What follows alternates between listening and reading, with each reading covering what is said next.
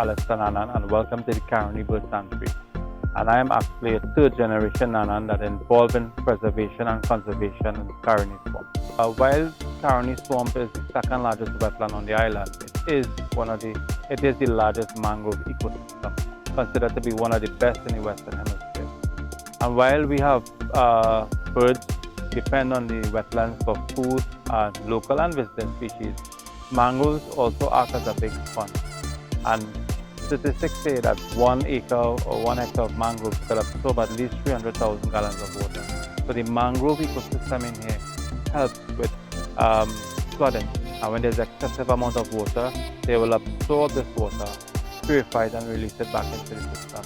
So they're well known for that. And all the microorganisms that live on the roots of the mangrove tree help in purifying water as well. Wetlands are very important.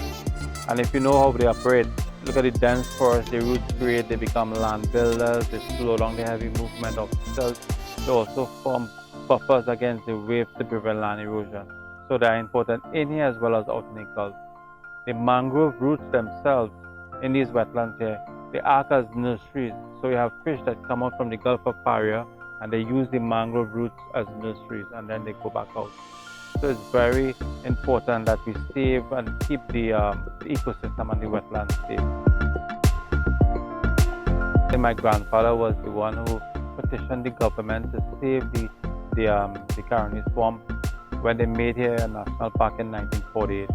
And then my father, Winston Nanan, who the swamp is now named after, he used to educate people on conservation and preservation.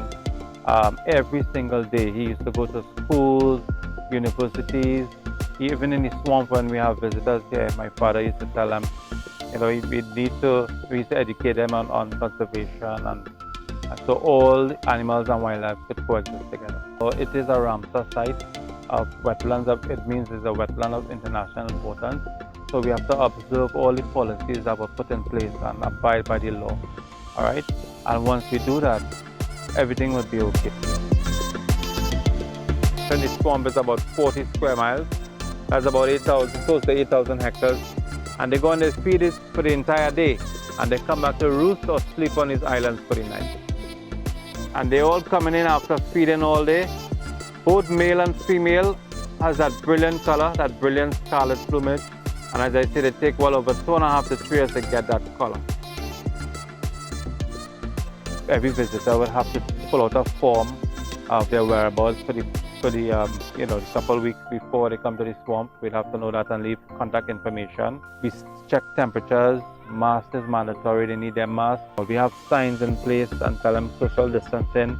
We try to manage the amount of people in the area as well. And I really appreciate tours like this because it's not just a boat ride, it's an educational tour. You could read the books, you could look at different things online and stuff, but when you hear it from the people who are on the ground, right, it makes it makes a difference, it makes the world a difference, and I'm very appreciative of the time spent and the knowledge imparted. I enjoyed the wildlife, right, seeing how free the birds are. It's an experience I would advise anybody to come to because we feel so free and it's very relaxing and it's amazing view out here. If we could get everything that comes in the swamp protected, that's my vision for the swamp.